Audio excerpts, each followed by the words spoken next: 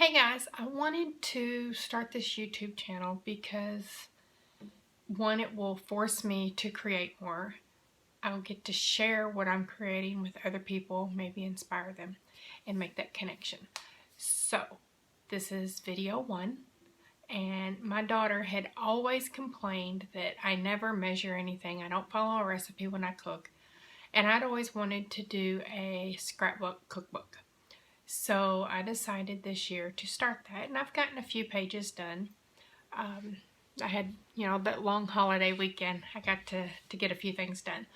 So what I did is I typed up my recipes, and I just noticed as I was hitting play that there is a typo on this.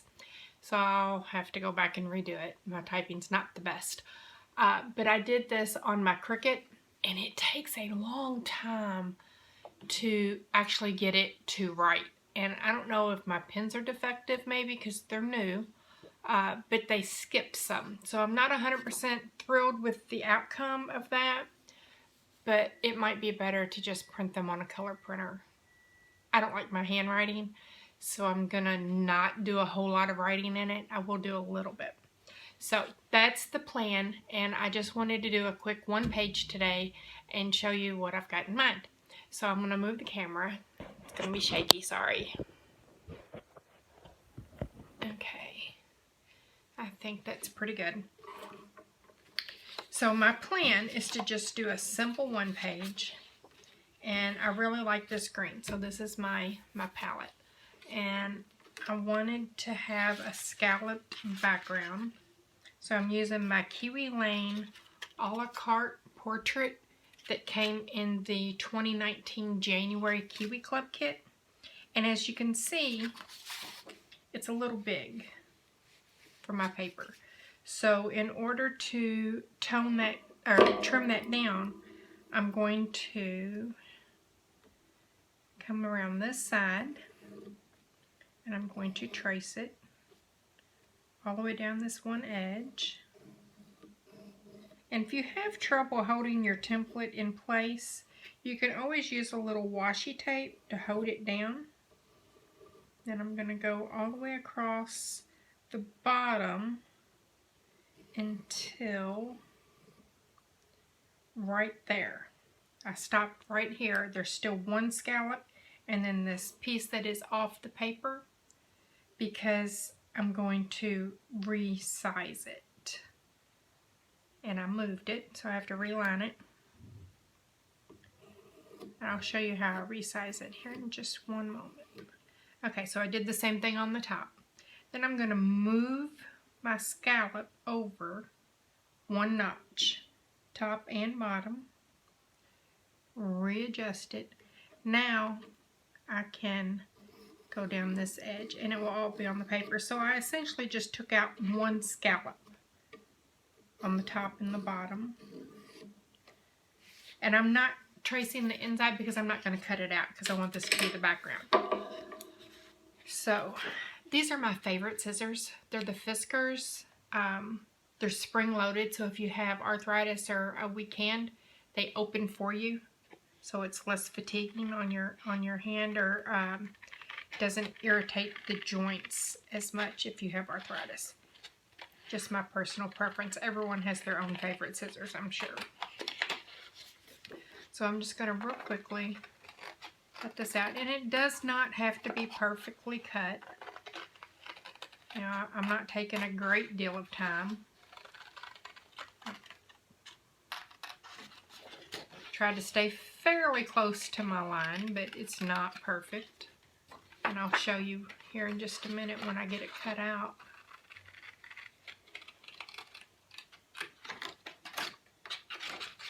Cut that out of the way.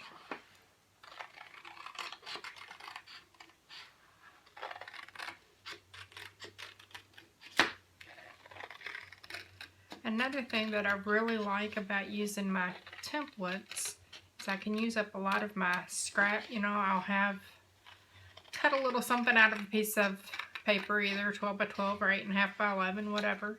And then you've got this big chunk left over. Well, the templates are a great way to make those scrap pieces productive. And you're not just saving them for no reason. I know most of us tend to save anything that we think is big enough to use. And my definition of big enough to use recently has changed. It used to be anything I could physically pick up was big enough to use, but I've gotten a little more selective as my stash has gotten a little overwhelming. Maybe one day I need to do a video on organizing your stash so that I can get mine cleaned up. Having a plan and knowing how to do it and doing it are two completely different things for me. Almost there. And this is a very simple design. I'll show you a couple of others that I've done that have a little more detail to them, but this one's just super simple. I love the biscuits that are in this recipe. See, I just threw all that in the trash because I know I'm not going to go back and use it. So I'm not going to save it anymore. This is Tim Holtz Distress Ink Vintage Photo. That's what I always use. It gives just enough of an edge to make your paper pop. Show some dimension. And you know, there are times when I'll forget to ink. I get excited and I can't wait to adhere it. And then I end up having to go back and ink it because it lays too flat without this ink on the edge.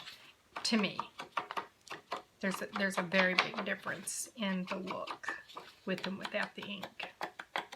So it's just a super quick go around the edge.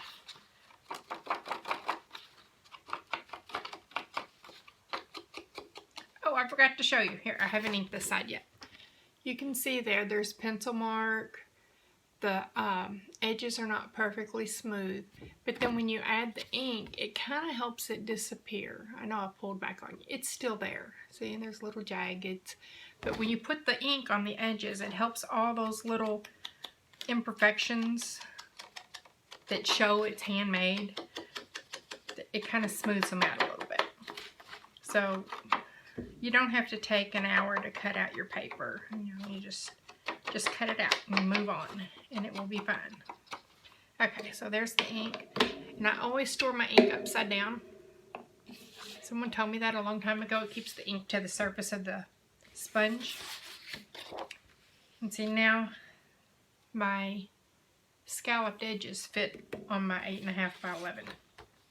And I could just trim that off and put it on there, or I could add a scallop to the edges.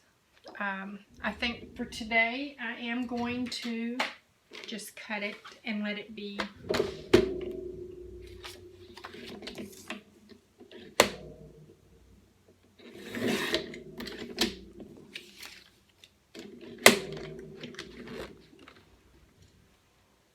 I keep my trimmer on the floor most of the time.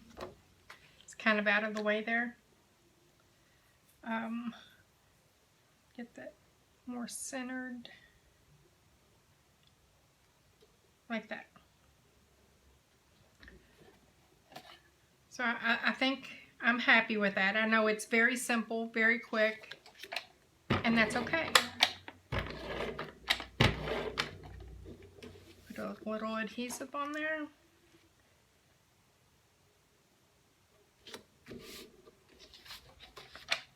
A little adhesive on here.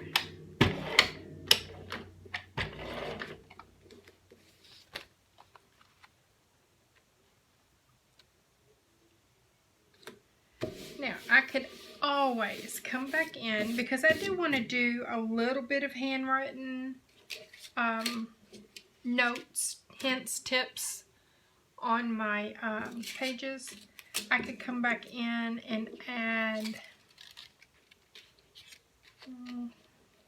I could add something like this sticking up the top, or I could add in a tag here in this area where there's blank white paper, and then just handwrite some notes. So that's what I think I will end up doing. Now, I did not plan for that. That came to me while I was working here, and And that's kind of the way my brain works. I just have ideas as I go. I don't know if everyone's like that. I don't have a clear-cut plan all the time. So let me get just a piece of white cardstock here. And I know it's going to be white on white, but I think it will be fine once I add the ink. Oh, and this is just a calendar from Dollar Tree that I use more as a blotter than anything. I do take notes on it from time to time if I need to remember a measurement or something like that. It has nothing to do with the calendar itself. It's just a protectant for my desktop and a place to jot down notes. So for $1, I thought it was well worth for that purpose.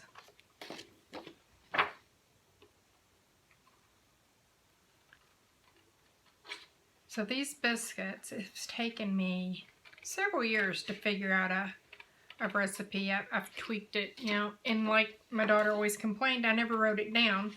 So some days the biscuits would be good and some days they would not be quite as fluffy and delicious. But with her prodding, I finally wrote down and measured things and wrote it down. Now if I choose to break out the measuring cups, I can consistently get nice biscuits. I typically do not break out the measuring cups and go by feel. And she thinks that's ridiculous. And she will tell anyone that her mom never measures anything and I can't learn how to cook. She's grown and she can cook now, but I get no credit because I never measured anything and I never wrote it down.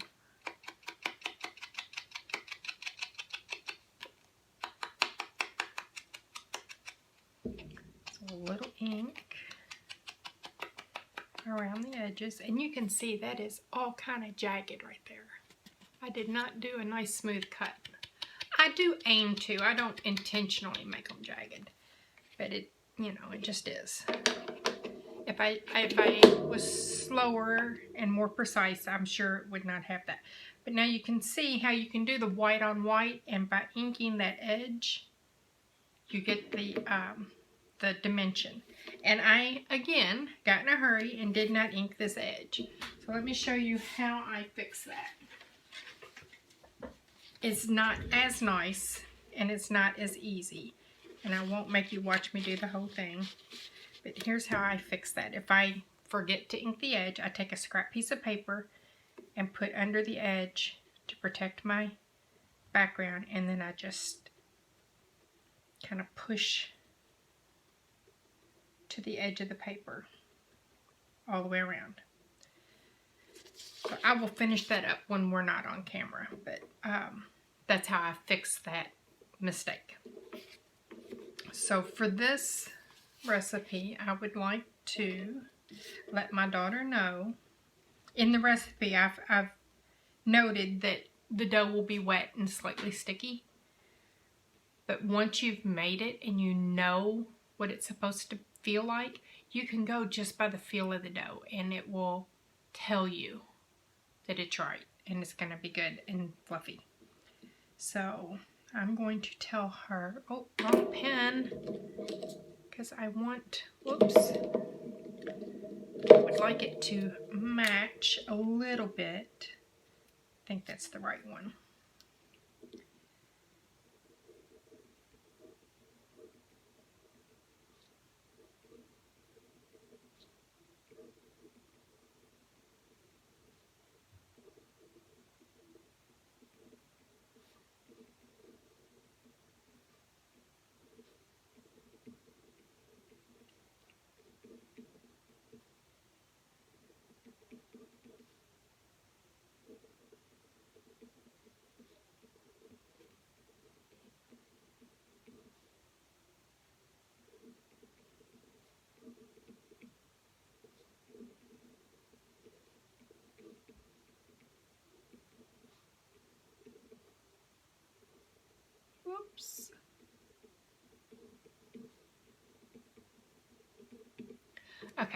So I will go back and fix that mistake.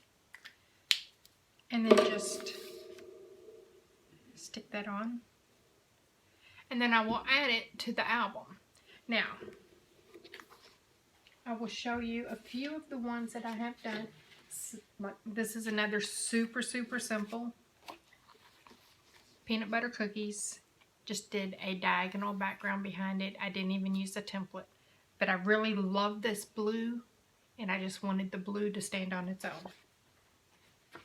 And then I have this one. This is a recipe from a friend of mine's, Aunt Vera. And she makes this amazing grape salad, and it is so yummy and so sweet. And I've never made it myself because she does such a good job. But when the time comes that I can't get hers and I really want it, then she was so nice and shared that with me. And then here's one where I actually used several templates. So we have the banners, and that was from a Kiwi Club as well. I don't remember the month right now, but I believe it was a 2020 banner. I mean club kit, I'm sorry. And then we have the border and the fun border to go with it. And this border is Aspen. Sorry, Aspen.